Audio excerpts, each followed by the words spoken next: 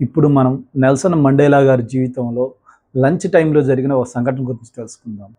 అది దక్షిణాఫ్రికాకి అధ్యక్షుడిగా అయిన కొత్తలో ఒకరోజు తన స్నేహితులతో నెల్సన్ మండేలా గారు లంచ్ చేయడానికి వెళ్ళారు హోటల్‌కి. అక్కడ హోటల్‌లో వాళ్ళకి కావాల్సినవన్నీ ఆర్డర్ చేసుకొని వాటి కోసం వెయిట్ చేస్తున్న సమయంలో పక్కనే ఉన్న ఒక వ్యక్తిని చూశారు నెల్సన్ మండేలా గారు.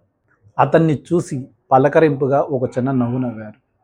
అప్పటికి అతను ఆర్డర్ చేసిన భోజనం అతని టేబుల్ మీదకి తీసుకొని వచ్చాడు ఆ సర్వర్. అతను మండేలా గారిని చూస్తూ ఒక రకమైన ఇబ్బందికరంగా ఉండడం గమనించారు అతని స్నేహితుడు.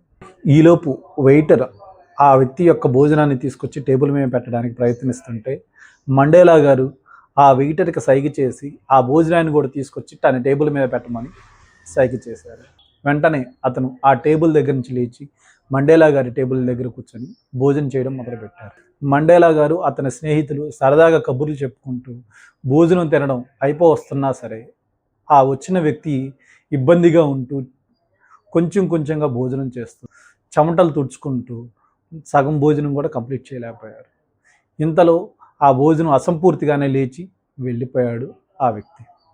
ఆ వ్యక్తి వెళ్ళిన వెంటనే మండేలా గారి స్నేహితుడు ఆ వ్యక్తికి ఏదో అనారోగ్యం సమస్య ఉన్నట్లుంది, అందుకని చాలాసేపటి నుంచి చెమటలతో భోజనం కూడా ఇబ్బందిగా తింటున్నారు అని చెప్పి ఏదో తెలిసినట్లుగా చెప్పారు.